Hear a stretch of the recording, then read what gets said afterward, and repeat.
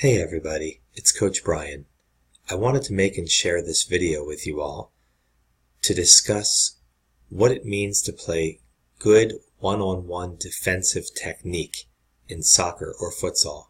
When I talk about playing good one-on-one soccer defense, it's really no different than how you would play defense in a basketball game.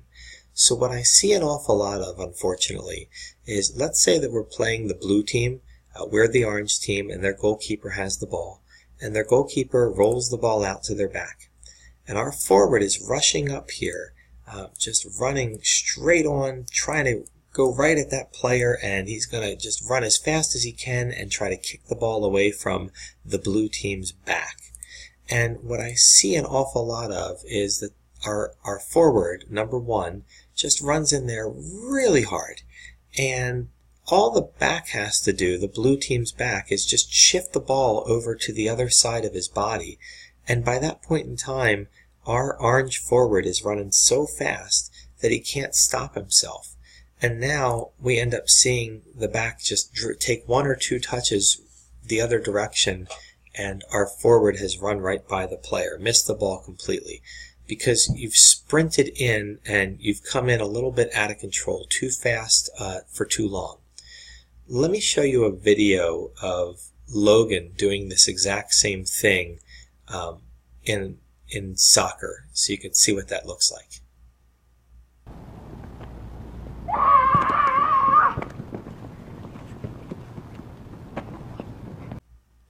So in the video, you saw that Logan ran really hard at me, and all I did was shift the ball to my left, and then Logan ran right by me, and I was able to dribble past him and score. So in basketball, normally players don't do this. It would look very silly. Here's a view of a clip of me dribbling a basketball, and Logan is going to run in and try to just steal the ball from me, running full steam sprint, just like he did in soccer. And watch how silly this looks.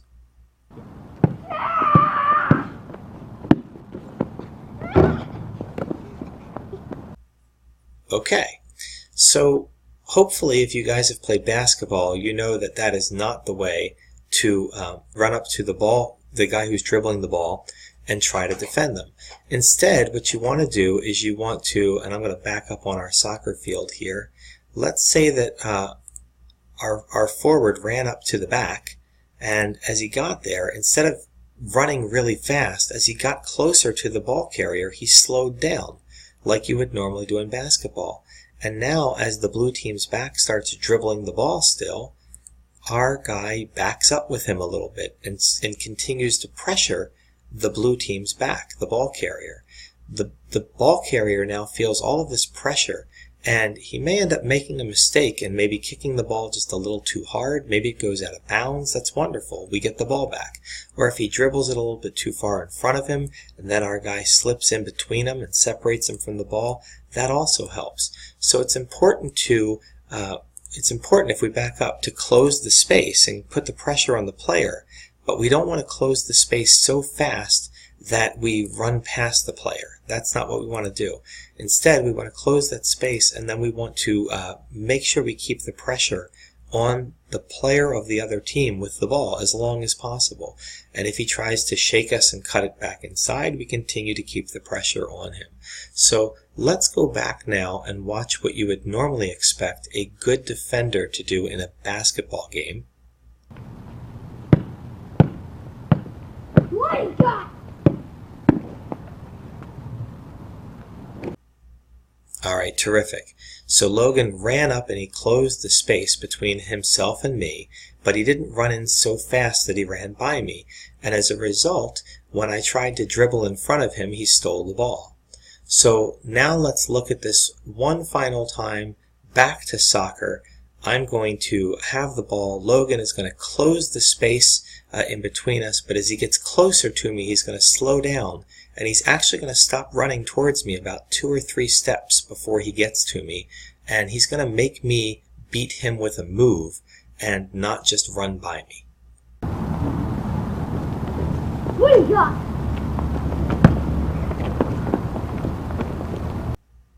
Alright, terrific job, Logan. So what we want to make sure that we take away from this video, the key points are this. We don't want to let the other team just dribble the ball as close as they possibly want to our goal before we play defense. We don't want to stand still and let them dribble all the way down to us before we play defense, because that lets them get closer to the goal that we're trying to defend. So instead, we want to close the space as quickly as possible between us and them, and we want to make sure that that ball stays as far away from the goal that we're defending as possible. But what's important to note there is that we are going to do so at different paces. So we're going to sprint for about half of the distance, and so we're going to get to here on a sprint, and then we're going to start jogging for the next little bit of it, because we're going to start slowing ourselves down. And then once we've gotten to that point where we're maybe 2 or 3 steps away from the player, if that ball is still right under their feet, we're going to become very patient, and we're going to start backing up with them. And then we're going to look for them to make a mistake where they kick it a little bit too far away from themselves, and that's when we can go get the ball. So hopefully that makes sense for you guys. It's just like playing basketball defense. You run up to the player, but you stop about 2 or 3 steps in front of them, and then you create a wall, and you don't let them get any closer to the basket in basketball. So in futsal, we're going to run up and close the space. We're going to make that wall and stay in between them and the goal that we're defending.